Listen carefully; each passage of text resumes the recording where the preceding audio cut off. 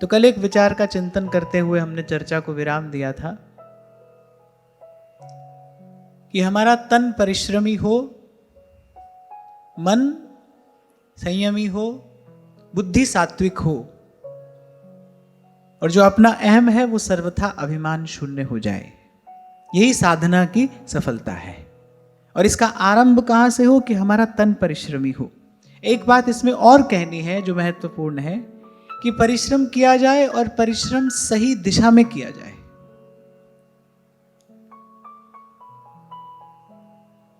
बंजर भूमि को यदि कोई किसान बीज बोने के लिए चुन ले और खूब परिश्रम भी करे पर उसका परिश्रम व्यर्थ हो जाएगा क्योंकि भूमि ऊसर है। तो इसलिए यह कहना मुझे आवश्यक जान पड़ा कि परिश्रम तो किया जाए पर परिश्रम सही दिशा में किया जाए, परिश्रम सही प्रकार से किया जाए। परिश्रम तो संसार में बहुत लोग करते हैं और मैं कहता हूं सभी लोग बेचारे परिश्रम तो कर ही रहे हैं। व्यवहार में देखा जाता है कितना कितना परिश्रम मनुष्य करता है, अथक परिश्रम, लेकिन उसका परिणाम क्या है? शून्य। और केवल शून्य ही नहीं, मुझे तो लगता है कि जो संसार में किया गया परिश्रम है, जो संसार के लिए किया गया परिश्रम है, जो संसार की किसी व्यवहारिक उपलब्धि के लिए किया गया परिश्रम है, वो तो अपितु आपको थकान और खेद देकर जाता है। वो तो कहीं ना कहीं आपको पश्चाताप के निकट छोड़कर चला जाता है। इसलिए मुझे लगा कि भाई इस बात को और विस्तार से कहना चाहिए कि केवल परिश्रम नहीं, सही सही प्रकार से सही दिशा में किया गया परिश्रम। और मुझसे आप पूछें कि ऐसा परिश्रम कैसे किया जाए, तो मैं तो यही कहूंगा कि भाई सेवा करिए, सेवा करिए। देखो 5 भूत से बना ये शरीर है और इसके भीतर उस चेतन परमात्मा का अंश है जिसको हम आत्मा कहते हैं। आत्मा का मेल हो परमात्मा से, और ये जो पंचभूत का जो देह है, इसके द्वारा इस पंचभूत से बने संसार की सेवा करती जाए। तभी कल मैंने आपसे कहा था कि जब मैं कहूं कि श्री कृष्ण की सेवा, तो केवल मंदिर में श्री कृष्ण के विग्रह की सेवा मात्र नहीं, सोई अनन्य जाके हसी मति न टरई हनुमंत, मैं सेवक सचराचर रूप राशि भगवन। और पहले पहले इसका अनुभव हो सकता है आपको हो और हो सकता है न हो। इसलिए मैं एक बात पर बहुत बल देता हूं कि भजन में प्रवेश भी गुरु की कृपा से, गुरु की आज्ञा से किया जाता है। और इस मार्ग पर चलना, इस मार्ग पर बने रहना, यह भी केवल इसी भाव को मन में रखकर संभव हो पाता है कि भाई हम गुरु की आज्ञा में हैं। कुछ आपको अनुभव होगा, कुछ आपको अनुभव नहीं होगा, क्योंकि अभी चेतना जो है वो स्थूल धरातल पर है। तो कुछ आपको अनुभव होगा, कुछ नहीं होगा, कुछ आपको समझ में आएगा, कुछ नहीं आएगा। इसलिए बहुत प्रश्न मन करे, बुद्धि कोई तर्क करे, क्योंकि बुद्धि का यह कार्य है। मन में प्रश्न हो, कोई तर्क हो, कोई संशय हो, तो सबका उत्तर एक है, कृपा पात्र सोई जानिए जो आज्ञावर्ती होए। जब रोगी जाता है वैद्य के पास, तो वैद्य कहता है भाई ये पुड़िया सुबह लेना, ये पुड़िया शाम को लेना। अब उसमें कोई क्यों क्या कैसे नहीं करना चाहिए। वैद्य पर विश्वास करके पथ्य कुपथ्य का विचार करते हुए जैसा वैद्य ने निर्देश दिया है तदनुसार औषधि ली जाती है, तब रोगी स्वस्थ होता है। क्योंकि जो वैद्य जानता है शरीर के विषय में, रोग के विषय में, पथ्य कुपथ्य के विषय में, वो रोगी नहीं जानता है। उस समय तो केवल एक ही युक्ति है, स्वस्थ होना है। तो भाई वैद्य की बात मानकर जैसा वो कह रहा है वैसा करो और स्वस्थ हो जाओ। बिल्कुल ठीक ऐसे ही जब साधना के पथ पर आप पैर धरते हैं ना, उस समय तो तन मन रोगी है। जब आप साधन आरंभ करते हैं उस समय तो तन भी रोगी है, मन भी रोगी है। तन को और मन को, दोनों को विषय का, वासना का रोग है ना, तन मन रोगी है उस समय। सदगुरु ने औषधि दी है। कबीर कहते हैं राम नाम की औषधि सतगुरु दई बता, औषध खाए पथ करे। औषधि खाए और पथ्य आहार करे ताकि वेदन जा। और मुझे तो लगता है कि अगर डॉक्टर से पूछ लो, अगर ये बात आप डॉक्टर से पूछ लो कि ये पुड़िया सुबह और ये पुड़िया शाम को क्यों लेनी है, तो डॉक्टर कहेगा बाहर निकलो और अब के बाद दोबारा आना नहीं कभी। आजकल तो डॉक्टरों के पास समय नहीं रहता है, ठीक है, आपके पास दोबारा नहीं आना, हमारी बात सुन के ऐसा करना है तो करो, नहीं तो जाओ। तो ये मार्ग तो भाई ऐसा ही है, ऐसे ही इस पे पांव रखा जाएगा, ऐसे ही इस पर चला जाएगा, आगे बढ़ा जाएगा, मानकर, गुरु की बात मानकर। तो यदि गुरु ने कहा है कि भाई ये सारी सृष्टि प्रभु का ही विग्रह है, तो बस उसी को मानकर इसकी सेवा करिए। और ये जो छोटी सी बात मैंने आपको बताई ना, ये जो भीतर, ये जो चेतन तत्व है, जो आत्मा है, ये परमात्मा के लिए है। और ये 5 भूत का जो देह है, इससे इस विश्वरूप भगवान की सेवा करो। ये 5 भूत से बना संसार है, भगवान का विग्रह भी किसी ना किसी वस्तु से बना रहता है ना। ऐसे पंचभूत से बना ये भगवान का विग्रह है। पृथ्वी जल अग्नि वायु आकाश, इन 5 तत्वों से बना ये संसार है। मानो ये विश्वरूप भगवान का विग्रह है। इस पंचभूत के शरीर से इसकी सेवा करिए।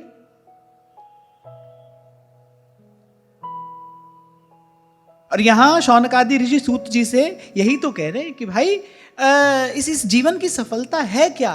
श्री कृष्ण की सेवा हो, इससे श्री कृष्ण की सेवा हो। हाँ, जब कृष्ण कहा जाए तब उसका संकीर्ण अर्थ नहीं लेना चाहिए। वो भीतर भी है, वो बाहर भी है, वो सगुण भी है, वो निर्गुण भी है, और वो सगुण निर्गुण दोनों से न्यारा भी है। वो साकार भी है, वो निराकार भी है, और वो साकार और निराकार से पार भी है। और अगर देखा जाए, विचारा जाए, अगर ये विचार करने की क्षमता हो गुरु की कृपा से, फिर तो भगवान कह रहे वासुदेव सर्वमिति। फिर तो भगवान कह रहे भाई मेरे अलावा कोई दूसरा है ही नहीं, मैं ही हूं। जो दूसरे को देखता है वो सदा भयभीत रहता है, जो दूसरे को देखेगा वो सदा द्वंद्व में ही पड़ा रहेगा। दूसरे से ही तो द्वंद्व है, द्वंद्व के लिए 2 चाहिए ना। भगवान से अतिरिक्त आपने जहां दूसरा देखा, बस वहीं पर जीवन में द्वंद्व का आरंभ होता है। वहीं पर किंतु परंतु, क्यों, क्या, कैसे, ऐसा वैसा, संकल्प विकल्प, ये सब वहीं से आरंभ हो जाता है। एक ही है। गत सत्र में मैंने आपको संकेत किया था, कुछ मत विचार ऐसे हैं, वो कहते हैं कि भाई बनाता तो ईश्वर है और जो बिगाड़ता है, मिटा देता है, वो कोई और है। पर हमारे यहां ऐसा नहीं है। वही सृष्टि का सृजन भी करता है, वही उसका पोषण भी करता है, समय आने पर वही उसको समेट भी लेता है, वही संहार भी करता है। एक ही है। और ये सृजन, पोषण और संहार, ये भीतर और बाहर हर दिन हो रहा है, हर पल हो रहा है। अगर आप इसको देखो, समझो तो फूल की कली होती है, फिर फूल होता है, शाम तक फूल मुरझा जाता है। सृजन भी हुआ, उसका प्रकृति ने उसका पोषण भी किया, और सांझ होते होते फूल मुरझा कर गिर भी गया। ऐसे ही फल भी है, ऐसे ही आप देखो, ऐसे ही आपका शरीर भी है। आप देखो, ये सृजन, पोषण, संहार, ये नित्य निरंतर हो ही तो रहा है। इसलिए गुरुजनों की बात मानकर, शास्त्र की आज्ञा मानकर, हाँ भाई यदि शास्त्र कह रहे हैं तो ऐसा ही है, इस प्रकार से मानकर कि भाई ये जो सब है ये प्रभु का ही स्वरूप है, इसकी सेवा करनी है। अन्यथा क्या होगा? अन्यथा जो शरीर की शक्ति है, जो आपकी जीवनी शक्ति है, ये धकेलेगी आपको विकार की तरफ। सीधी सी बात है, मन से भगवान का भजन नहीं करोगे तो मन से विषय का चिंतन तो करोगे। 2 ही तो चीज है, तीसरी वस्तु तो कोई है नहीं। भगवान के अतिरिक्त जो है वो सब माया है। समझने के लिए तो ये उदाहरण उचित है ना कि भाई अगर मन भगवान का भजन नहीं करेगा तो किसी निरर्थक संकल्प विकल्प में पड़ा रहेगा। हाथ से भगवान की सेवा नहीं होगी तो अपने अपने शरीर को लड़ाते रहोगे, दुलराते रहोगे। जिनके जीवन में सद्विचार नहीं होता, जिनके जीवन में सत्संग नहीं होता, जिनके जीवन में संत गुरुजन नहीं होते, आप उनका जीवन जाकर देखो, वो इसके अतिरिक्त और क्या करते हैं। सुबह से लेकर सांझ तक उनकी सारी शक्ति, उनके सारे संकल्प केवल इसी शरीर को पालने पोसने के लिए, केवल इसी शरीर के सुख के लिए ही तो बनते हैं। ये नहीं करोगे तो फिर ये करना पड़ेगा, करना तो कुछ पड़ेगा, करने के लिए तो आप विवश हो। इसलिए आज मैंने चर्चा का आरंभ जहां से किया, परिश्रम करना है और सही दिशा में करना है। हमारा परिश्रम हमारे लिए भी उपयोगी हो, किसी के लिए भी सहयोगी हो, ऐसा परिश्रम हमको करना है। यदि ऐसा परिश्रम आपने किया, फिर आप देखोगे धीरे धीरे मन संयमित होता चला जाएगा। यहां पर बहुत पहले मैंने आपको कहा था कि ज्ञान के मार्ग पर तो आरंभ किया जाता है मन से, मन बुद्धि चित्त अहंकार, लेकिन भक्ति के मार्ग पर तन से ही आरंभ किया जाता है।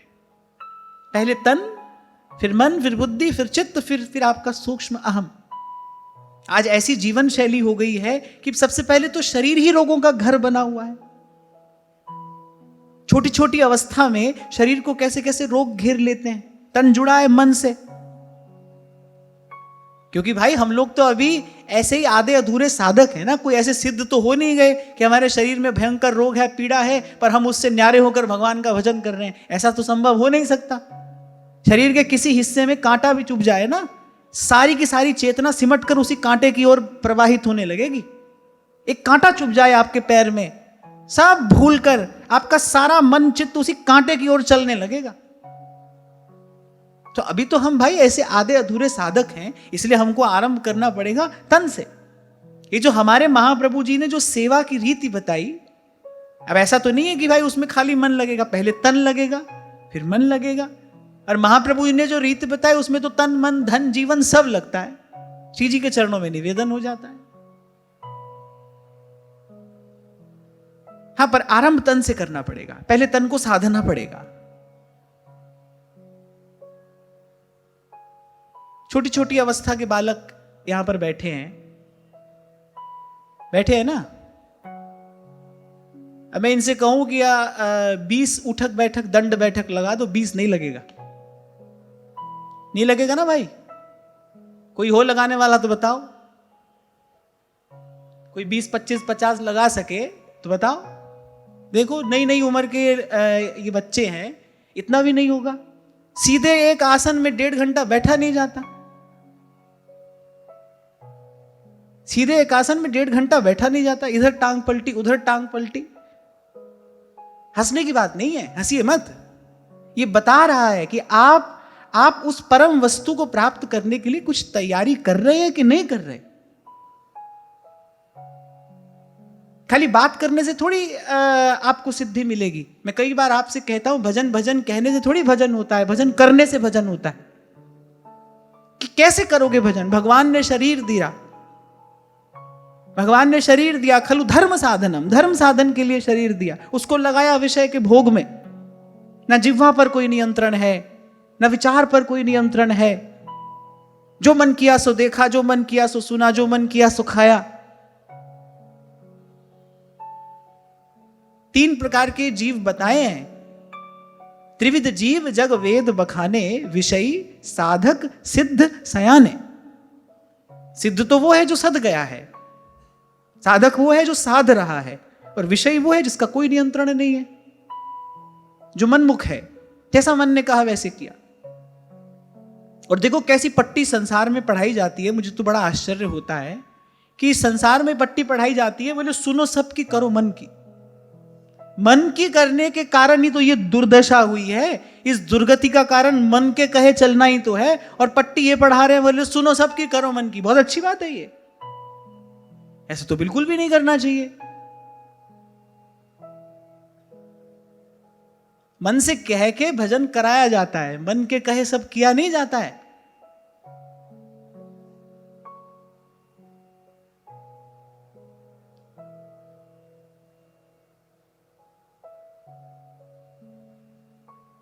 देखो एक भी बच्चे ने हाथ नहीं उठाया। मैं पूछ रहा था कोई बच्चा बैठा है यहां, मैं बोलूं कि 20 दंड बैठक लगा दे, यहां लगाएगा? कोई नहीं लगा रहा है। अच्छा, एक हाथ बाहर, कोई नहीं, 2 3, अच्छी बात है, 4। पर तुम चारों मिलकर जितनी लगाओगे मैं उससे 10 ज्यादा लगा सकता हूं।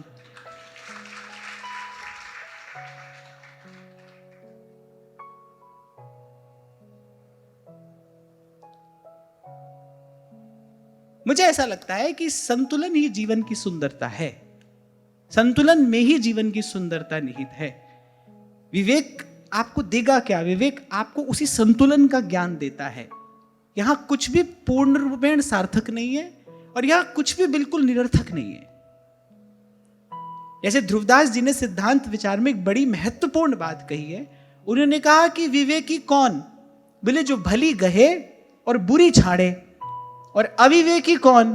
बोले कह तो सब गहे और कह सब छाड़े, या तो सब पकड़ लिया या फिर सब छोड़ दिया। ऐसे भजन के भाव में चले, बोले शरीर की कोई सुधि नहीं है, 4-4 दिन भूखे पड़े हैं, 4-4 दिन प्यासे पड़े हैं, जाकर जमुना जी की रेत पर पड़ गए, क्योंकि देखा था संतों को ऐसे भजन होता है, और धूप में वहां पर पड़े हैं, 4 दिन बाद शरीर रोगी हो गया, अब 4 लोग चाहिए सेवा करने के लिए। इसको कहते हैं अविवेक। आपसे बहुत पहले मैं एक बात कहा करता था कि आपको कहीं जाना है और आप मार्ग नहीं जानते। आप किसी से पूछो भाई मुझे अमुक स्थान पे जाना है, आपने किसी से फोन पर पूछा भाई मुझे अमुक स्थान पर जाना है तो मैं कितनी देर में पहुंचूंगा, तो व्यक्ति आपसे पहले यह पूछेगा भाई इस समय खड़े कहां हो, आपको अपनी यात्रा का आरंभ कहां से करना है, तब तो कोई आपको मार्ग बताएगा, तब तो कोई आपको संकेत करेगा भाई कितनी देर में पहुंचोगे। यही पता नहीं है खड़े कहां हो, चलोगे कैसे? तो इस बात की खबर होनी बहुत आवश्यक है कि भाई मैं खड़ा कहां हूं, मेरे शरीर में कितनी सामर्थ्य है,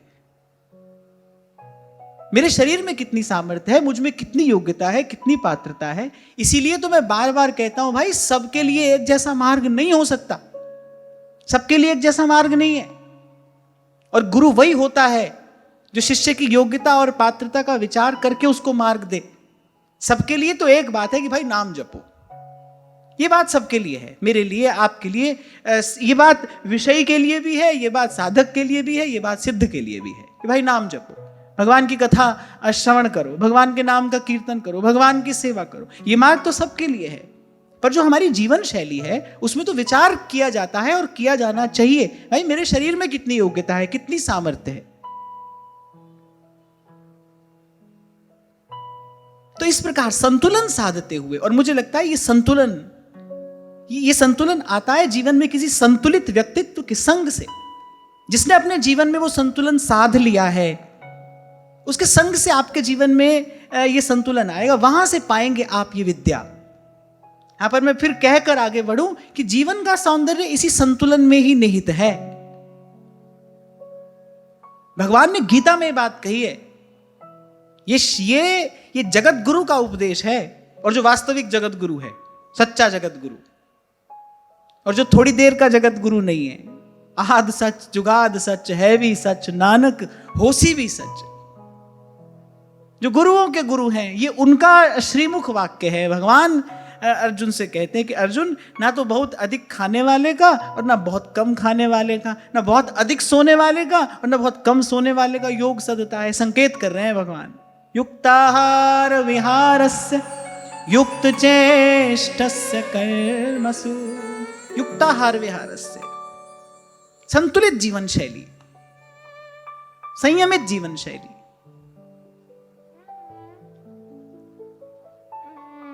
तो यहां से आरंभ करना चाहिए।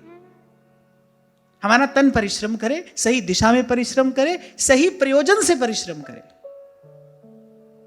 मुझे लगा कि आज मैं थोड़ा इसको विस्तार से कह दूं, क्योंकि कल मैंने कहा भाई शरीर परिश्रमी बने, ये नहीं कि धूप में जाकर मिट्टी खोदने लोगों बोले जय जय ने कहा था परिश्रम करना है। ऐसा परिश्रम नहीं जो आपके लिए भी उपयोगी हो, किसी के लिए सहयोगी हो। और मुझे लगता है कि परिश्रम की सबसे सही विधा है, संकल्प करिए सबसे पहले तो कि सेवा का। प्रभु से मांगिए, प्रभु मेरे जीवन में मुझे ये प्रसाद दीजिए। ब्रह्मर्षि स्वामी श्री सत्यानंद जी महाराज की ये बड़ी सुंदर प्रार्थना है, दीन दास हूं द्वार का, सेवा देकर दान। सेवा सदन बनाइए मुझको हे भगवान। दीन दास हूं द्वारका, सेवा देकर दान, सेवा सदन बनाइए मुझको हे भगवान। तेरे जन के हित लगे, तन मन धन सब ठाट, आत्मा तुझ में ही रमे और मुख में तेरा पाठ। ये दो पंक्तियों में एक साधक का जीवन कैसा होना चाहिए, दो पंक्तियों में संत ने कह दिया। तेरे जन के हित लगे, तन मन धन सब ठाट। मेरे पास जो भी है, मेरे तन की शक्ति, मेरे मन के संकल्प, मेरे पास जो भी साधन मुझे प्रारब्ध से मिला है, कह रहे तेरे जन के हित लगे। पड़ा पड़ा बीज एक से अनेक नहीं होता। बीज को एक से अनेक होने के लिए भूमि में बोना पड़ता है। आप चाहते हो ना कि आपकी संपत्ति समृद्धि बढ़े, तो भी मैं कहता हूं सेवा ही मार्ग है, तो भी सेवा ही एकमात्र मार्ग है। आप चाहते हो कि भाई मेरी संपत्ति बढ़े, मेरी प्रभुता बढ़े, मेरा ऐश्वर्य बढ़े, ऐश्वर्य भी बढ़ाना हो यदि किसी को, तो भी उसको भगवान की सेवा ही करनी चाहिए, तो भी यही मार्ग है। इसलिए आज आरंभ में मैंने कहा कि भाई इस आत्मा को जोड़ना है उस प्रियतम से, और इस पंचभूत के देह से इस संसार की सेवा कर दो। ये मैला कुचैला जो देह है ना, ये तो भाई भगवान के उस दिव्य स्वरूप के निकट जाने योग्य नहीं है। इससे करो यहीं पर सेवा। बड़ी सुंदर बात महाराज वाणी में कहते हैं, ऐसी मति दीजै मेरे ठाकुर, सदा सदा तुद त्याही, तुम करो दया मेरे साईं, तुम करो दया मेरे साईं। सबसे पहली बात क्या मांग रहे हैं? कह रहे पानी पक्खा पीसों संत आ गए।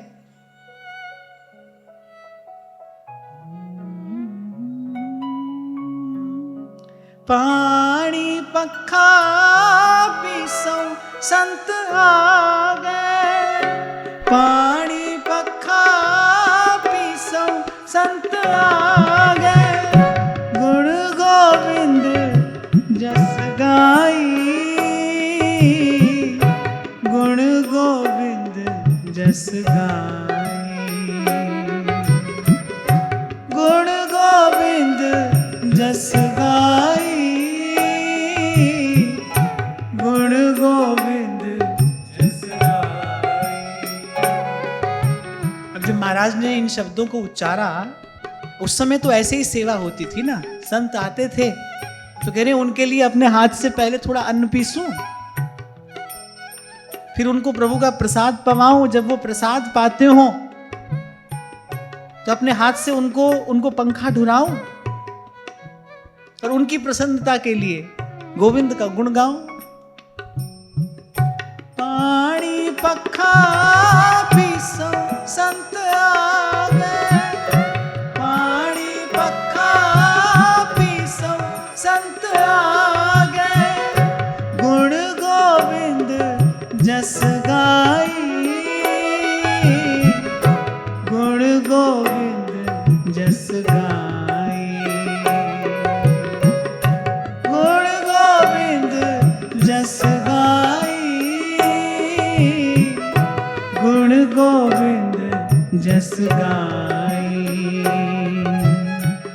सांस सांस मन नाम संभारे, सांस सांस मन नाम संभारे, सांस सांस मन नाम संभारे, सांस सांस मन नाम संभारे, यह विश्राम निधि पाई,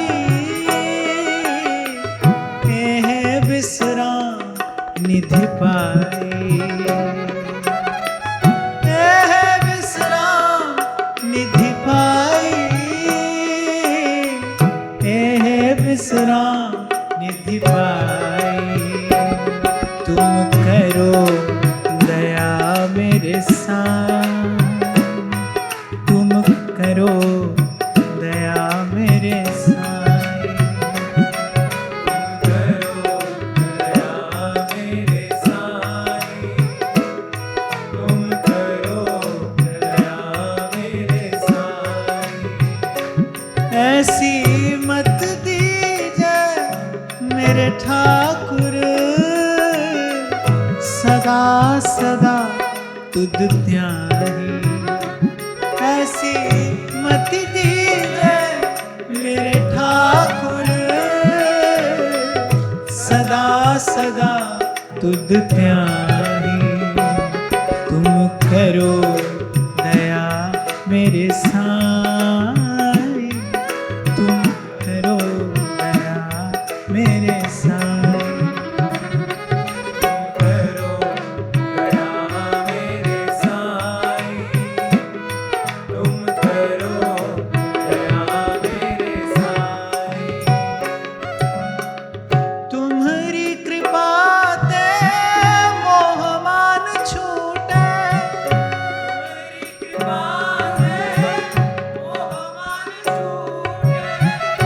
तुम्हारी कृपा ते मोह मान छूटे,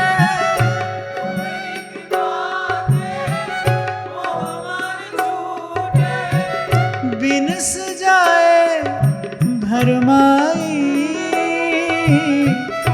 बिनस जाए भरमाई, बिनस जाए भरमाई, बिनस जाए भरमाई।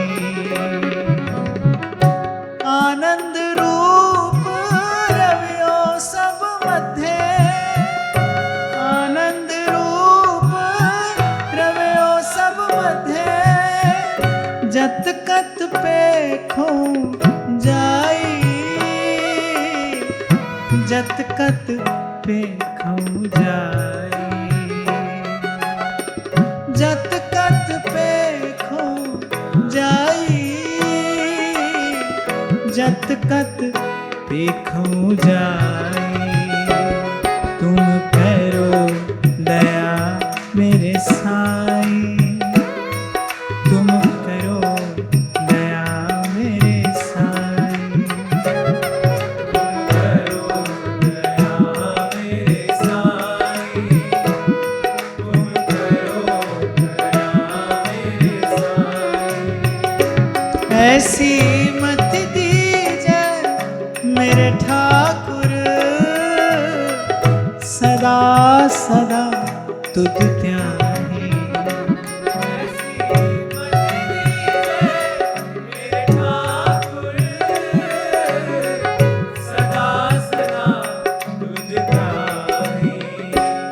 तुम करो दया मेरे साईं, तुम करो दया मेरे साईं, तुम करो दया मेरे साईं, तुम करो दया मेरे साईं।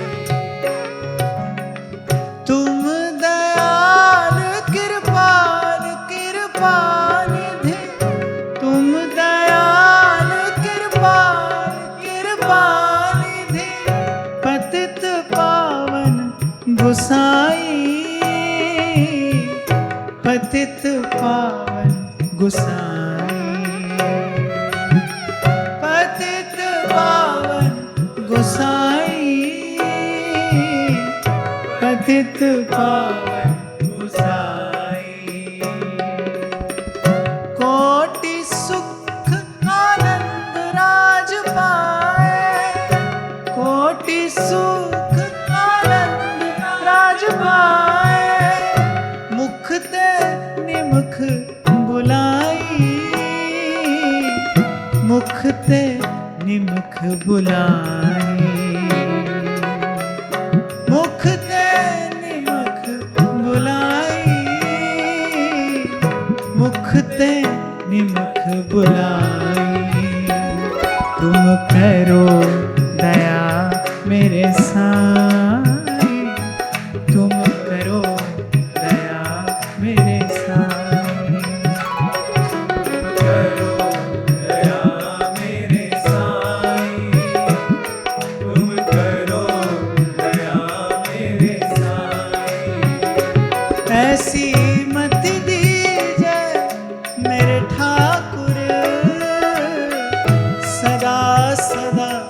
तुद ध्याही।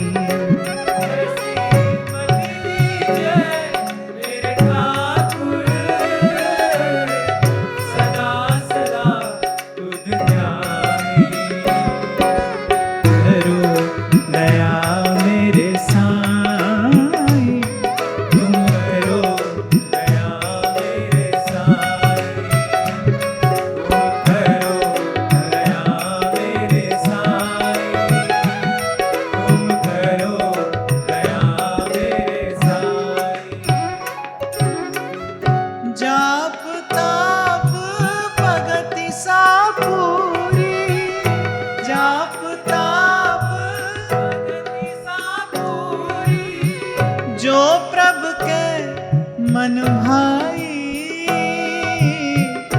जो प्रभु के मन भाई, जो प्रभु के मन भाई, जो प्रभु के मन भाई। देखो जैसे कोई एक वैज्ञानिक अपना पूरा जीवन लगाकर एक खोज करता है, पूरा जीवन लगाता है और कोई एक ऐसी वस्तु खोज कर ले आता है जिससे सारे संसार का जीवन सुगम हो जाता है, सरल हो जाता है। उस एक व्यक्ति ने अपना जीवन लगाया, पूरी मानवता का हित होता है, कल्याण होता है। ऐसे ही हम अपनी स्थूलमति स्थूल बुद्धि से प्रकृति के इन सूक्ष्म रहस्यों को नहीं जान पाते। संत कृपा करते हैं, संत कृपा करते हैं, सार की बात निकाल कर हमें देते हैं। आज जहां से मैंने चर्चा आरंभ की, ये स्वामी श्री शरणानंद जी महाराज का दिया हुआ सूत्र है कि रे भाई, इस चेतन तत्व से, ये जो भीतर चेतन आत्मा है, बोले इससे तो परमात्मा को मिलाना है, लेकिन ये जो पंचभूत का देह है, इससे पंचभूत से बने संसार की सेवा करनी है, इससे विश्वरूप भगवान की सेवा करनी है। पुराणों में वर्णित है, भगवान की अनेक अनेक प्रकार की प्रतिमाएं होती हैं, भगवान के अनेक अनेक प्रकार के विग्रह होते हैं। ऐसे ये जो विश्व है, ये जो संसार आपको आंख से दिखाई पड़ता है, ये पंचभूत से बना विग्रह है भगवान का। ये पृथ्वी जल तेज वायु आकाश से बना विग्रह है भगवान का।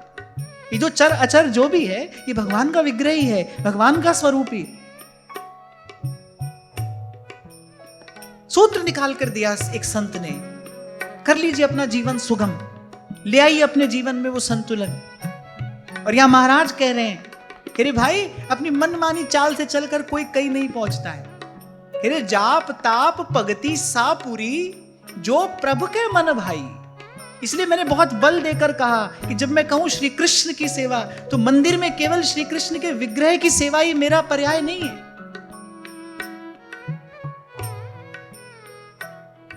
मंदिर में केवल श्री कृष्ण के विग्रह की सेवा मात्र नहीं, एकादश स्कंद में भगवान कहेंगे उद्धव से, विस्तार से कहेंगे ये बात भगवान,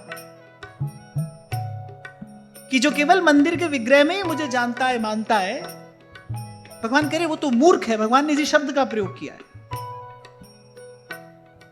नागरीदास जी ये बात कहते हैं कि जब लग सहज न बदलई और फुरे न जहां तहां भाव, पंथ पावनो कठिन है कीजे कहा बनाव। भाई, रहना तो इस संसार में है ना, इसको तो साधना पड़ेगा।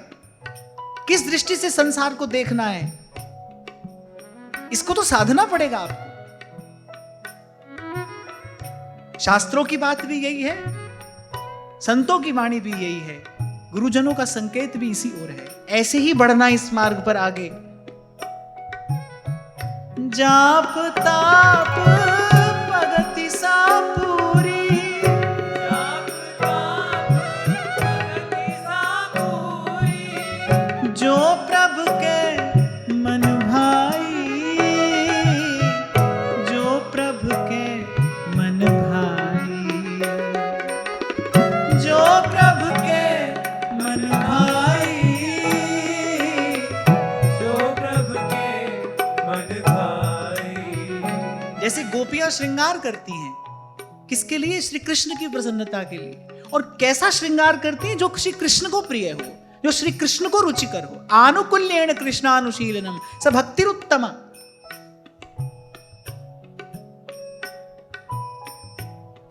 भक्ति की भी वही क्रिया जो प्रभु को प्रिय हो, जो प्रभु को प्यारी हो, जिससे साहेब रीझे। जिससे प्रभु प्रसन्न हो। इसलिए मैंने कहा ये दो पंक्तियां मुझे बहुत प्यारी हैं। संत कह रहे हैं तेरे जन के हित लगे, तन मन धन सब ठाट।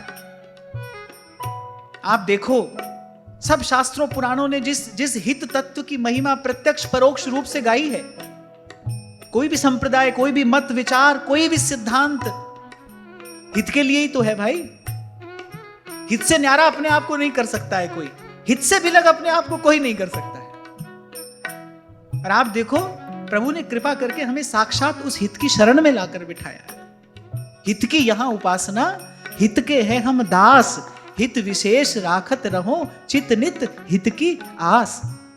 और सुधर्म बोधिनीकार तो कहते हैं चींटी सो ले जुगल तक, सब सो हित निष्काम। चींटी सो ले जुगल तक।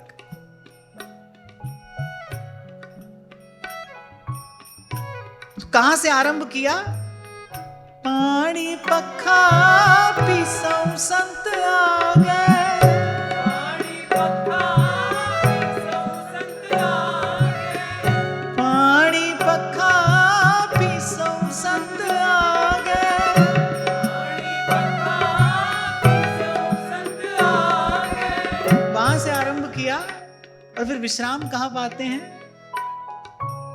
नाम जपत तृष्णा सब बुझी है, नाम जपत तृष्णा सब बुझी है, नाम जपत तृष्णा सब बुझी है। नाम जपत तृष्णा सब बुझी है। नानक तृप्त अघाही, नानक तृप्त अघाही, नानक तृप्त अघाही।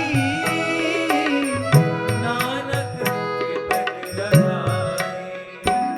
तुम करो दया मेरे साईं, तुम करो दया मेरे साईं। तुम करो दया मेरे साईं, तुम करो दया मेरे साईं।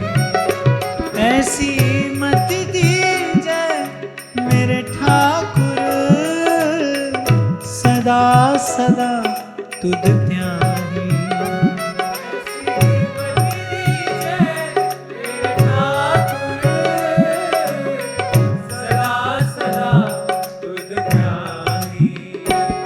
तुम करो दया मेरे साईं, तुम करो दया मेरे साईं, तुम करो दया मेरे साईं, तुम करो दया मेरे साईं। और मैं तो कहूंगा भाई, जिसने जीव मात्र के प्रति अपने हृदय में उस करुणा के, उस दया के भाव को प्राप्त कर लिया, उसने सब कर लिया, उसे कुछ और करने की आवश्यकता नहीं। मैं फिर एक और बात आपको स्पष्ट करके कह दूं, किसी का दुख दूर कर पाने में आप समर्थ हैं कि नहीं है, ये बात अलग है। किसी के दुख से आप दुखी होते हैं कि नहीं, किसी की पीड़ा आपको पीड़ित करती है कि नहीं, बात यह है। दुख दूर करने में समर्थ तो भाई भगवान ही है।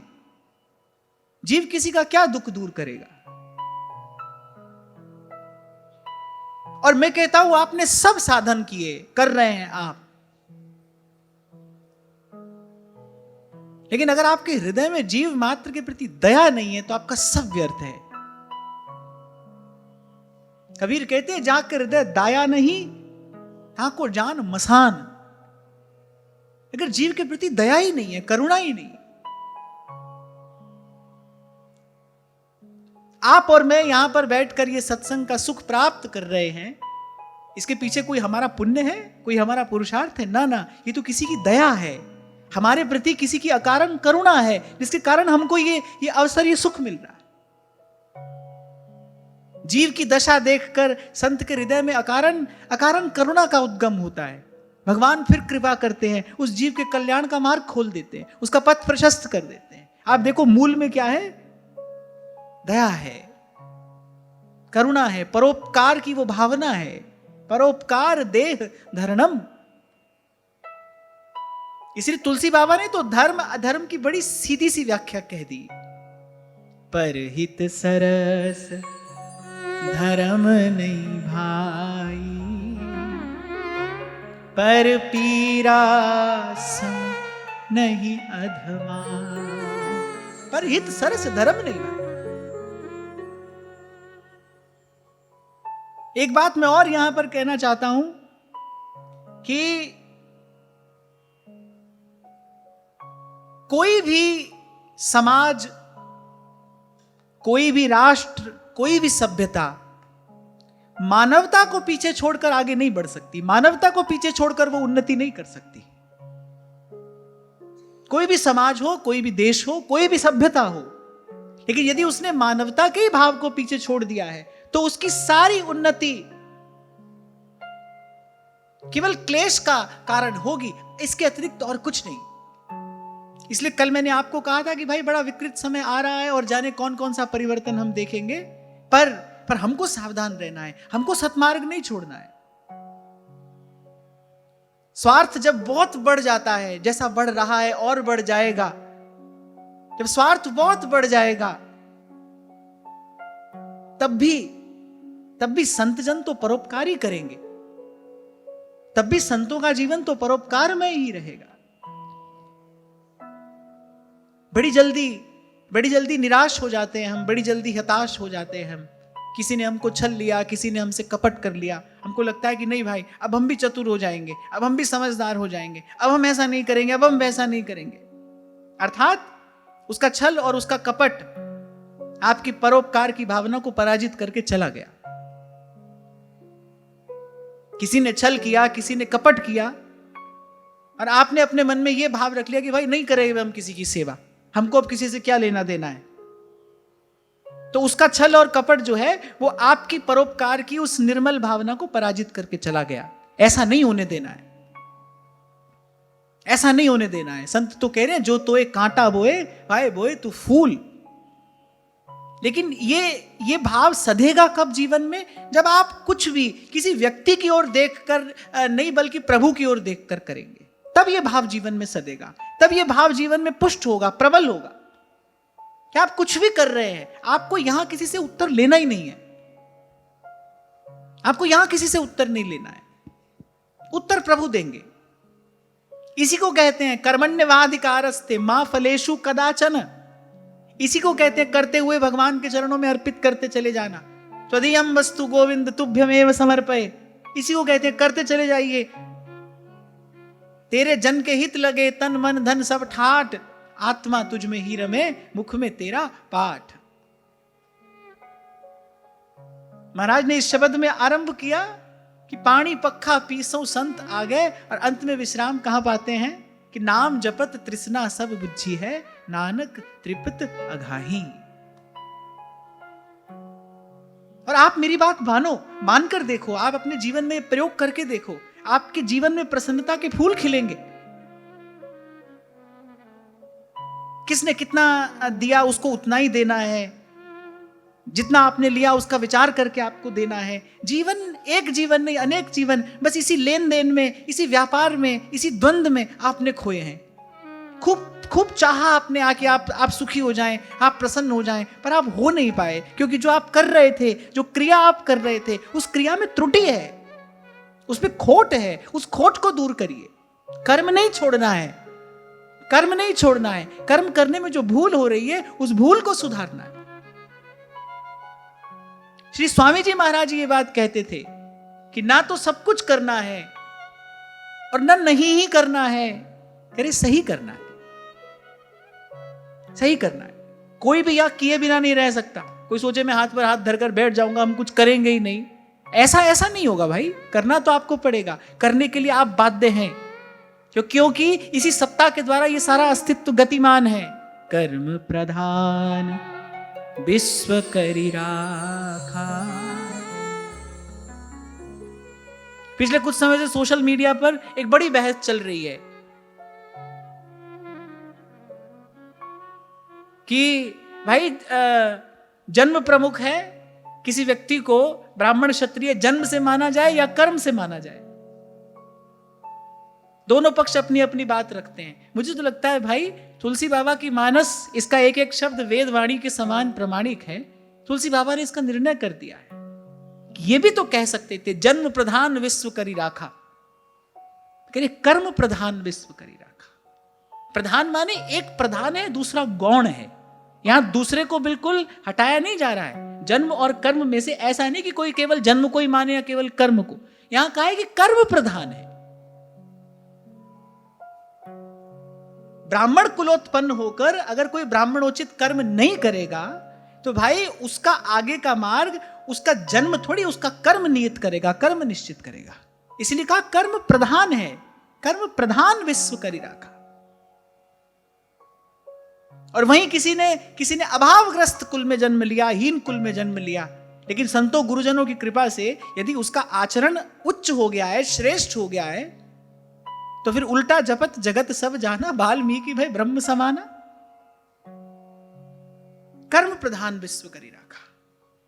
तो इसी सत्ता से ये सारा अस्तित्व गतिमान हो रहा है। तो ना तो ऐसा करना है कि भाई सब करते ही चले जाना है, और ना ऐसा करना है सब छोड़कर बैठ जाना है। ना हाँ ना नहीं, सही करना है। और ये सही करने की विधि है। सेवा जो है वो सही करने की विधि है। मैं तो अनेक अनेक प्रकार से आज तक आपसे कहता आया हूं, आज फिर कह रहा हूं, भाई आपका सबसे पहली मांग यही है। और मुझे लगता है कि आध्यात्मिक यात्रा की और कोई सफलता हो ना हो, आपको कोई दर्शन हो रहा है कि नहीं हो रहा है, आपको कोई और अनुभव हो रहा है कि नहीं हो रहा है, पर आपके आध्यात्मिक जीवन का अनुभव आपके संगी साथियों को होना चाहिए। आपके जीवन में वो परिवर्तन दिखाई पड़ना चाहिए। आपके माध्यम से यहां इस अस्तित्व में उस निर्मलता, पवित्रता, सकारात्मकता का संचार होना चाहिए। तब तो आप आध्यात्मिक हैं। वो धनी व्यक्ति किस काम का है भाई, जिसका धन किसी दीन दुखी की सहायता सहयोग में निवेश ही नहीं हो रहा है? उस धनी व्यक्ति के धन का कोई क्या करे जो किसी के काम ही नहीं आ रहा है? उस पढ़े लिखे की विद्या किस काम की, जिसने किसी के जीवन का अज्ञान अंधकार ही दूर नहीं किया? उसकी विद्या किस काम की है? ऐसे वो अध्यात्म किस काम का है? वो अध्यात्म किस काम का है जो इस विश्वरूप भगवान की सेवा में ही नहीं लगा? आज हम यहां बैठे हैं, आज इस पवित्र स्थान पर हम इतने समय से इस सत्संग का सुख ले रहे हैं। इसके मूल में भाई किसी संत का पुरुषार्थ है कि नहीं? किसी संत का पवित्र संकल्प है कि नहीं? उसने लोक हित का विचार करके, उसने लोक मंगल का विचार करके कहीं ये बीज डाला, तो आज हम इसकी छाया में बैठे हैं।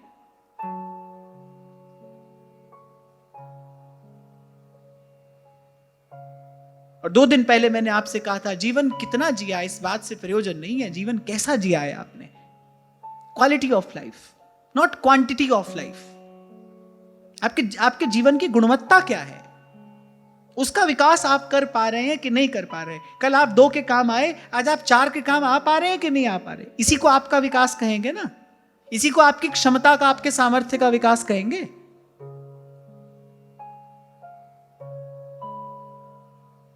तो इसलिए भाई सार स्वरूप यही सिद्धांत हमारे हाथ में आता है। श्रीमद् भागवत यही निर्देश कर रही है। श्रीमद् भागवत का वास्तविक संदेश यही है, क्योंकि इस शरीर को, इस संसार को अनदेखा करके कोई साधना नहीं कर सकता है। शरीर को अनदेखा करके कोई साधना नहीं कर सकता।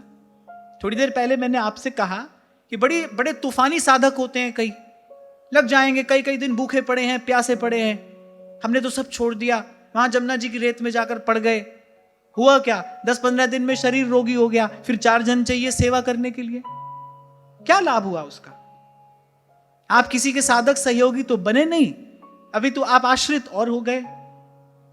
किसी के सहज जीवन में आपके कारण बाधा और उत्पन्न हो रही है। ये कौन सी साधना है भाई?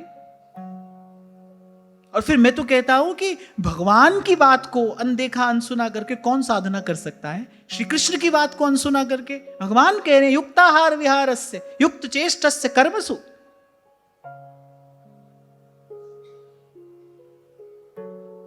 अनियंत्रित असंयमित जीवन शैली के कारण आप देखो, भारतवर्ष का युवान देखो,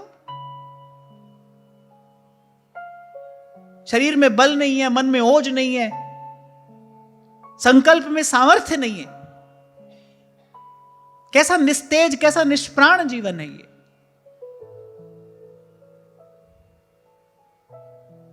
ऐसी महाराज जी अभी हंसी विनोद में मैंने कहा, ये इतनी छोटी छोटी उम्र के बच्चे यहां पर बैठे हैं, मैंने कहा कोई एक आध ऐसा हो जो 20 दंड बैठक लगा दे यहां पर, एक भी नहीं है, बताओ।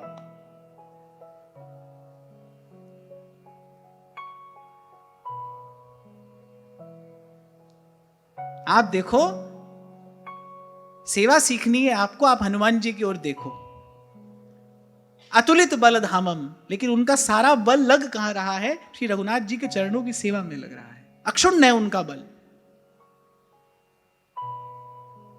मुझे तो आनंद आ जाता है कई कई बार ऐसे गा के, आपन तेज सम्हारो आप, तीनहु लोक हाँकते कांपे। जब लक्ष्मण जी को वीर घातनी लगी, लक्ष्मण जी मूर्छित हो गए, हनुमान जी सुषेण वैद्य को लेकर आए और सुषेण वैद्य ने कहा भाई वहां हिमालय पर्वत पर संजीवनी है, वो ले आओ तो प्राण रक्षा हो सकती है। कहा यहां लंका में सुषेण वैद्य ये बात कह रहे हैं और कहा कि सूर्य उदय से पूर्व ही वो संजीवनी आ जाए तो प्राण रक्षा हो सकती है। वहां रावण अपने महल में चिंतित है, इंद्रजीत कह रहा है पिताजी अब तो चिंता का कोई कारण ही नहीं है। कह रहे हैं अगर स्वयं हिमालय पर्वत पंख लगाकर भी आए ना तो भी सूर्योदय से पूर्व वो पहुंच नहीं सकता है।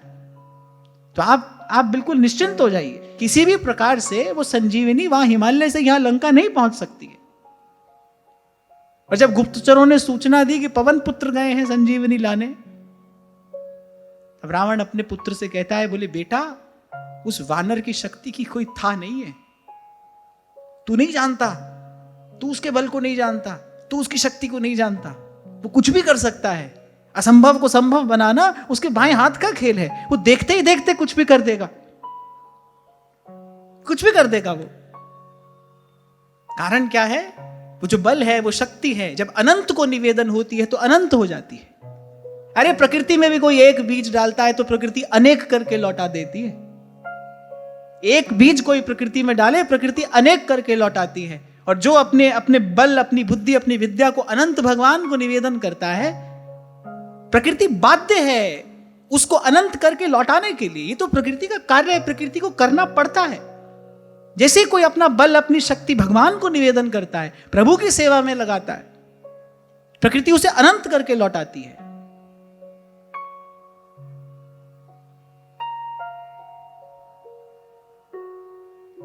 इसलिए भाई इस सारे अध्यात्म के सूत्रों का, सिद्धांतों का चिंतन करके बात यही समझ में आती है कि इस पंचभूत की देह से, इस पंचभूत से बने संसार की सेवा करो और आत्मा तुझ में ही रमे और मुख में तेरा पाठ। मुख से भगवान के नाम का गुणानुकीर्तन होता रहे, हाथ से सेवा होती रहे।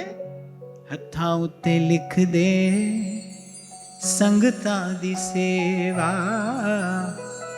हत्था उत्ते लिख दे संगता दी सेवा, मेरी जुड़ी रवे हो मेरी जुड़ी रवे, गुरानल तार लिख दे लिखन वालिया, लिखन वालिया ओ लिखन वालिया हो, लिखन वालिया हो, लिखन वालिया। इसलिए कल आपसे मैंने कहा था चाहिए एक सेवा का नियम हो आपके जीवन में।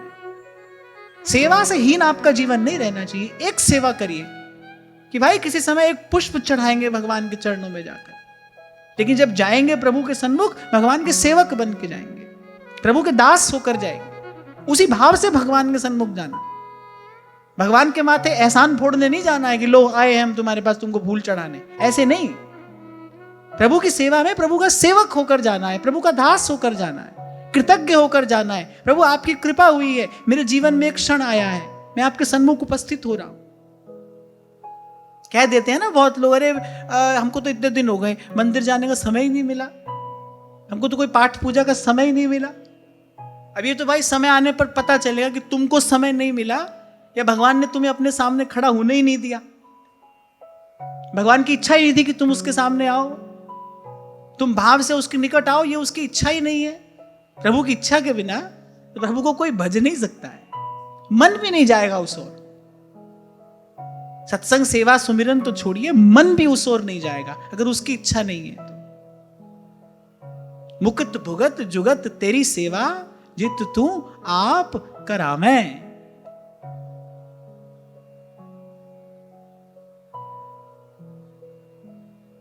तो आगे शौनकादि ऋषि कह रहे हैं, बरहाइते ते नयने नारायणा, लिंगानि विष्णोर्न निरीक्षतो ये, पादौ मृणांतौ द्रुम जन्म भाजौ, क्षेत्राणिनानु ब्रजतो हरे। पहले कहा जो कान कथा नहीं सुनते वो सर्प के बिल के समान है, जो जिह्वा भगवान का गुणानुवाद नहीं करती वो तो दादुर की जीभ के समान है, उसका तो न रहना अच्छा है।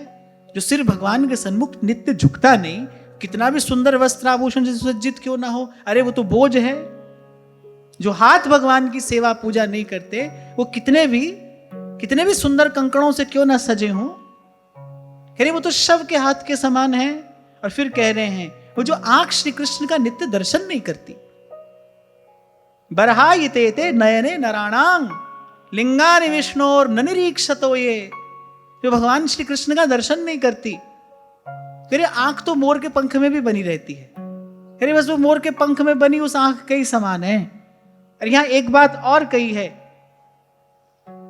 बोले जो भगवान के चिन्ह है, जो भगवान के प्रतीक हैं, भगवान के चिन्ह प्रतीक क्या है? मंदिर में जो भगवान का श्री विग्रह है वो भगवान का प्रतीक है। ये गंगा यमुना कृष्णा कावेरी ये सब भगवान के प्रतीक हैं, तीर्थ भगवान के प्रतीक हैं, संत भगवान के प्रतीक हैं। और जैसे जैसे चेतना परिष्कृत होती चली जाती है, फिर कोई कहता है साईं के सब जीव हैं, कीड़ी कुंजर दो। जब मन निर्मल हो जाता है फिर जित देखूं तित लाल। यहां कहने का तात्पर्य है कि नियम हो। इस ऐसे ही भटके बिखरे जीवन को आपको सुनियोजित करना है, संयोजित करना है, फिर ऐसे नियम अनुशासन से उसका आरंभ किया जाता है। तभी कुछ दिन पहले मैंने आपसे कहा था चलते फिरते नाम जप करते हो नहीं, कुछ देर बैठने का भी अभ्यास होना चाहिए, आपका आसन भी सिद्ध होना चाहिए। और आपको इसका बड़ा अद्भुत परिणाम देखने को मिलेगा यदि आप थोड़ा प्रयास करें तो। जब शरीर सद जाता है फिर आप देखो मन की जो दौड़ है वो भी धीरे धीरे धीरे धीरे शिथिल पड़ने लगती है। आसन सिद्ध होना चाहिए।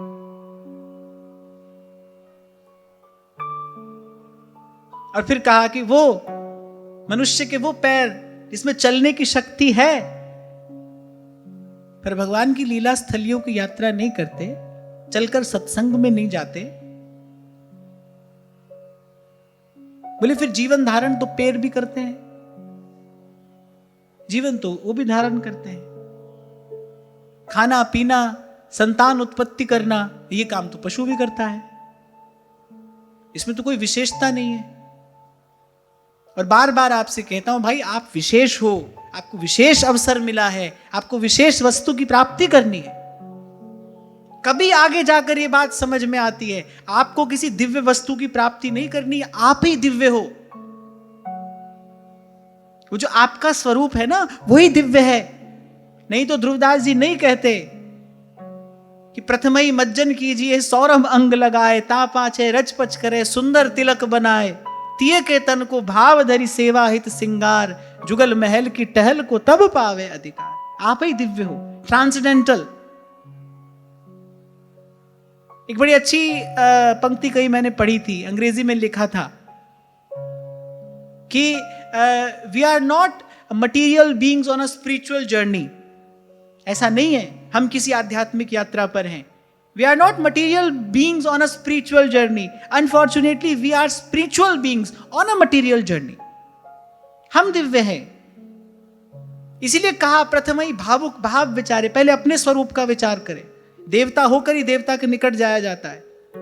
किसी देवता की अगर आपको उपासना करनी है, पहले मंत्र से आपको देव स्वरूप होना पड़ेगा, तब आप देवता की उपासना के अधिकारी हो। देवता की उपासना के लिए देवता हुआ जाता है, देवो भूत्वा देवता यजेत। ऐसे भगवान से प्रेम करने के लिए पहले हित स्वरूप, रस स्वरूप, प्रेम स्वरूप हुआ जाता है। एक और बड़ी महत्वपूर्ण बात है यहां पर, जो श्री महाप्रभु ने कहा ना, सबसो हित।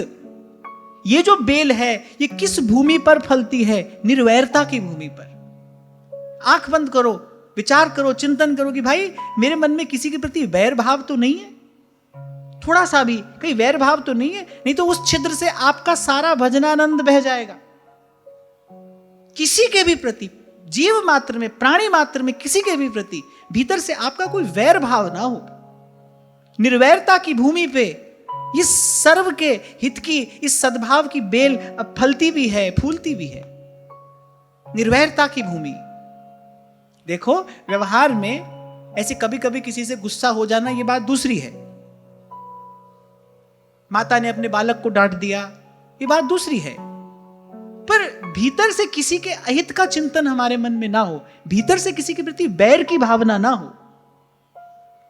वैर होना किसी का किसी से, भावना मन में बदले कि होना। ये जो वैर का भाव है, ये अग्नि आपके सब भजन के वन उपवन को जला देगी, भस्म कर देगी। ये ना हो। इसलिए मैंने कहा कि भाई व्यवहार में कभी किसी से कहा सुनी हो गई, आपने किसी से कुछ कह दिया, सुन लिया, वो बात दूसरी है। पर लेकिन भीतर से किसी के प्रति हमारा अहित का भाव ना हो। बहुत भीतर से आप अपने स्वरूप में ही स्थित रहें, स्थिर रहें। अब एक गुरु की सेवा में अनेक शिष्य रहते हैं। अब मान लीजिए किसी शिष्य से कोई भूल हो गई, त्रुटि हो गई, तो कभी कभी गुरुदेव कृपा करके डांट भी देंगे, फटकार देंगे उसका मार्जन करने के लिए। लेकिन भीतर से गुरु की दृष्टि में सब समान है, उनका सबके प्रति समभाव है, सद्भाव है। भीतर से किसी से बैर विरोध ना हो। एकांत में बैठकर इसका चिंतन करना कि कहीं कोई ऐसा तो नहीं है, यदि हो तो उस कांटे को निकाल फेंकना। वही इस मार्ग पर कांटा है।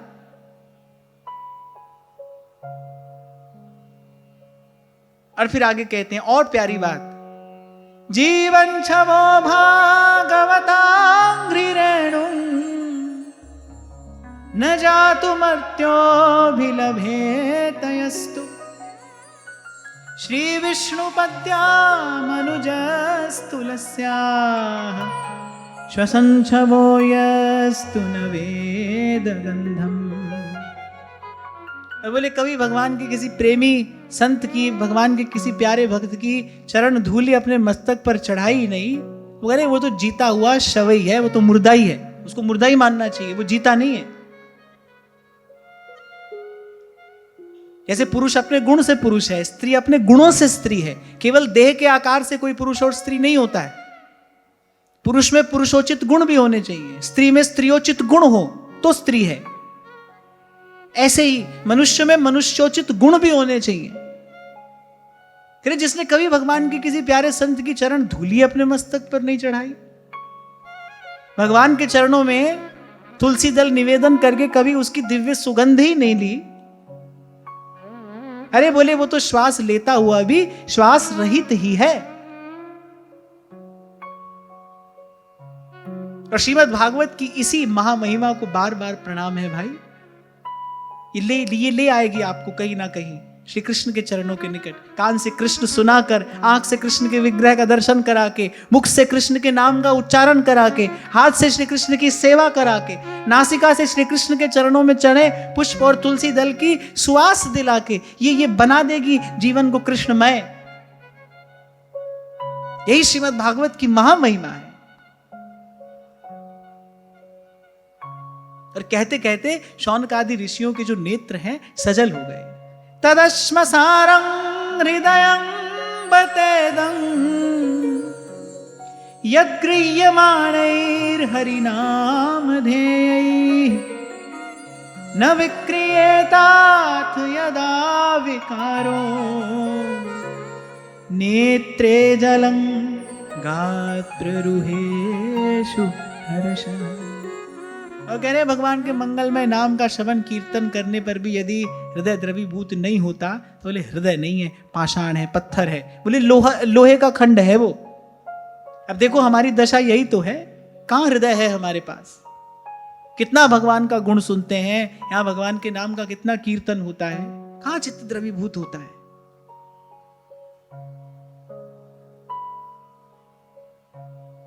भाई ऐसे तो पवित्र अपवित्र अनेक वस्तुएं इस सारे संसार में हैं, उनके बड़े भेद हैं।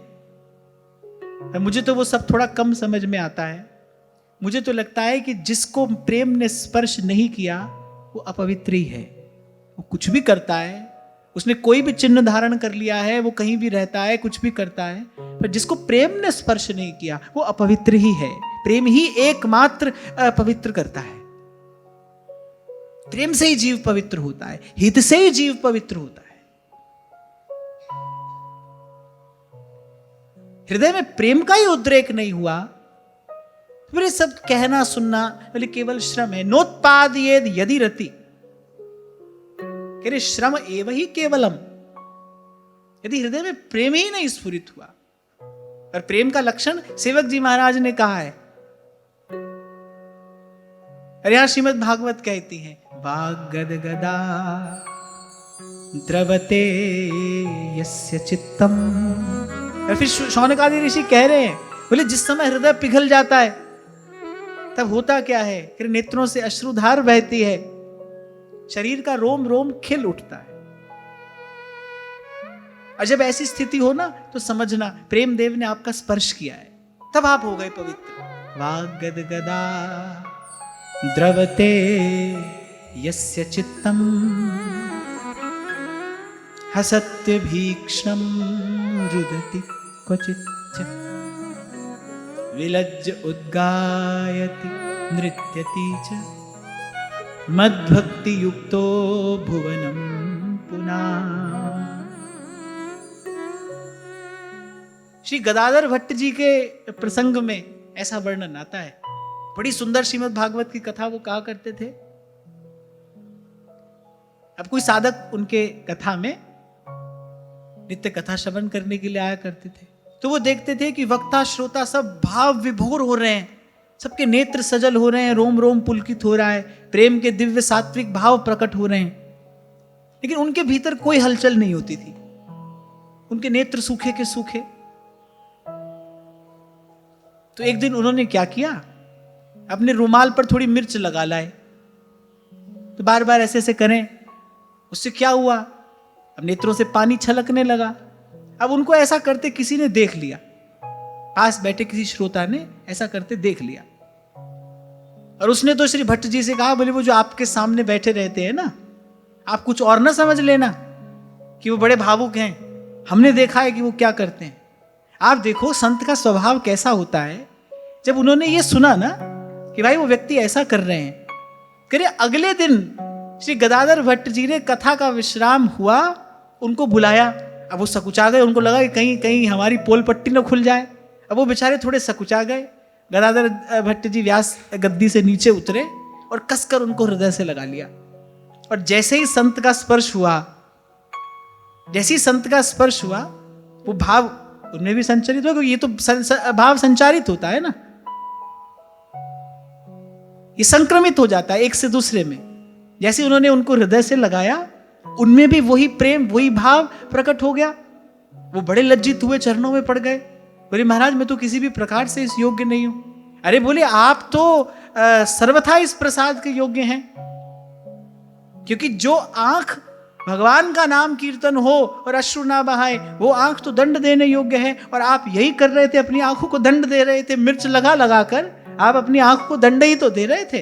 आपने तो बड़ा अच्छा कार्य किया है, आपने तो साधु का सा कार्य किया है, आप तो सर्वथा इस प्रसाद के योग्य हैं। और दीपक सो लगी, दीपक हुई, हृदय का प्रेम, हृदय का भाव उनको प्रदान कर दिया। मद भक्ति युक्तो भुवनं पुनाति, मद भक्ति युक्तो भुवनं पुनाति। परम श्रद्धेय स्वामी श्री करपात्री जी महाराज जी बात कहा करते थे, बोले हृदय जो है ना वो लाख के जैसा है, कठोर भी है लेकिन इसमें द्रवीभूत होने की जो योग्यता है वो भी है। आप जैसे लाख में कोई रंग मिलाना हो तो पहले उसको तपाना पड़ता है। लाख में कोई रंग मिलाना है तो फिर पहले उसको तपाया जाएगा, तब वो उसमें रंग को स्वीकार करने की क्षमता आएगी। ऐसे हमारा हृदय तो भी ऐसा ही है, लोहे के जैसा, पत्थर के जैसा। अब वो मीरा, सूर, कबीर, तुलसी वाला रंग यदि इसमें घोलना है, पहले इसको तपाया जाए, पहले हृदय थोड़ा द्रवीभूत हो। भगवान का नाम, भगवान की कथा, भगवान का गुण, इसका नित्य निरंतर श्रवण चिंतन करने से अरे हृदय की जो जड़ता है वो धीरे धीरे दूर होती है। और अगर कोई भगवान का प्यारा भक्त मिल जाए, प्रभु का प्यारा कोई जन मिल जाए, अरे उससे तो फिर ये भाव संक्रमित होता है। यही तो कारण था कि दूर दूर से जोगी, जति, सन्यासी, साधु, महात्मा, संत, फकीर आते थे राज रानी का दर्शन करने, मीरा जी का दर्शन करने। कौन आ रहे हैं? संत आ रहे हैं, साधु आ रहे हैं, बड़े बड़े जोगी जति आते थे। क्यों? कुछ कुछ प्राप्त होता था उनको।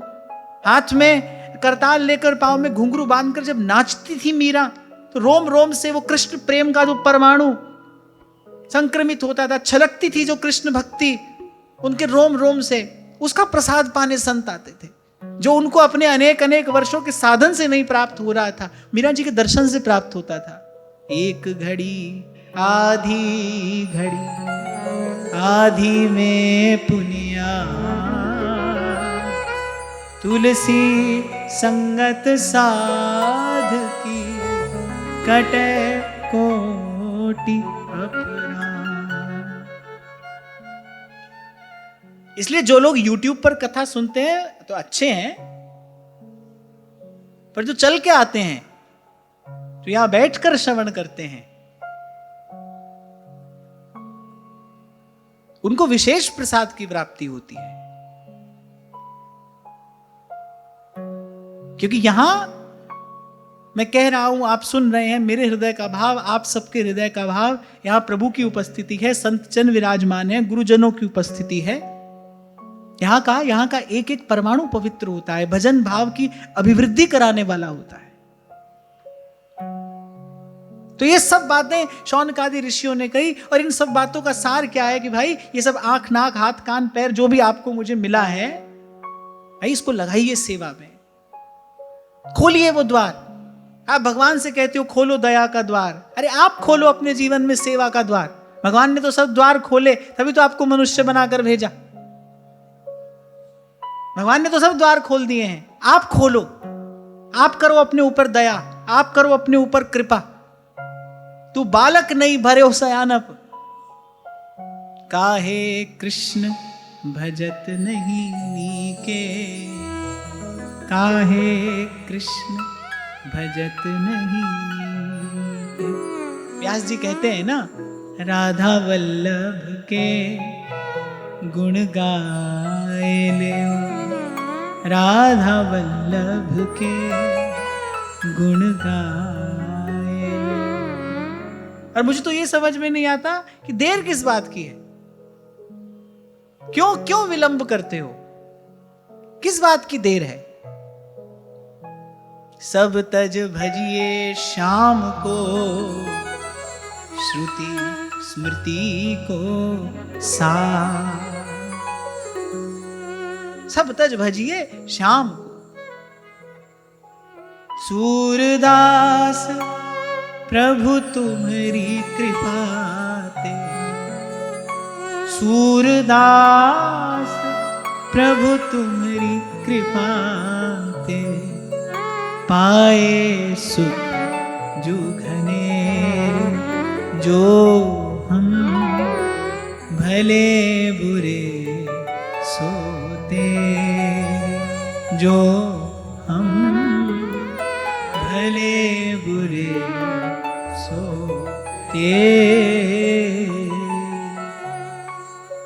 महाप्रभु जी की बोलन कितनी मीठी है। महाप्रभु कह रहे देव ऋषि व्यास शुकदास निज कहत सब। बोले देवर्षि नारद श्री सुखदेव जी ये जो भगवान के निज दास हैं, अरे सब एक ही बात तो कह रहे हैं, क्यों ना बिन कष्ट रस सिंधु को पीजी। दो बातें विशेष हैं यहाँ। एक तो यहाँ जो साधन बताया जा रहा है उसको करने में कोई कष्ट नहीं है, और उस साधन का जो फल है वो क्या है, परम रस है, परमानंद है। सत्यम ज्ञानम अनंतम ब्रह्म, सत्यम ज्ञानम आनंदम ब्रह्म।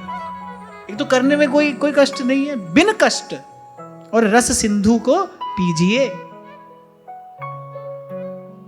निकस कुंज ठाड़े भये बुझा परस्पर अंश, राधा वल्लभ मुख कमल निरख नयन हरिवंश।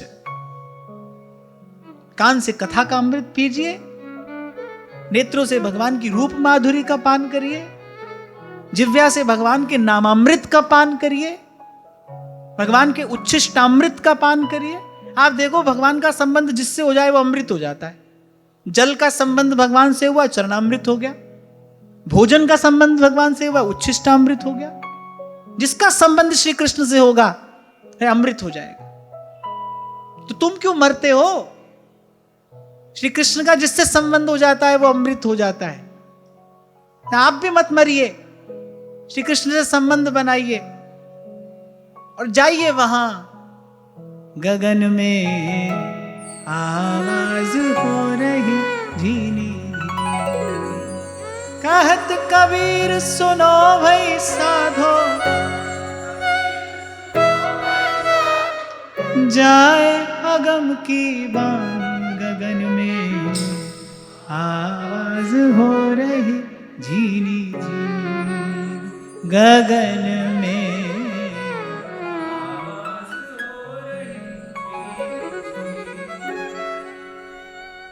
जहां कोई जाए न आवे, जाइए वहां।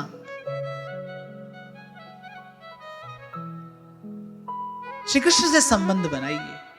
आंख का संबंध श्री कृष्ण के दर्शन से हो, कान का संबंध श्री कृष्ण की कथा श्रवण से हो, जिह्वा का संबंध श्री कृष्ण के नाम कीर्तन से हो, श्री कृष्ण के प्रसाद से हो। हाथ का संबंध श्री कृष्ण की सेवा से हो, पांव का संबंध श्री कृष्ण की प्रदक्षिणा से हो, कृष्ण कथा में जाने से हो।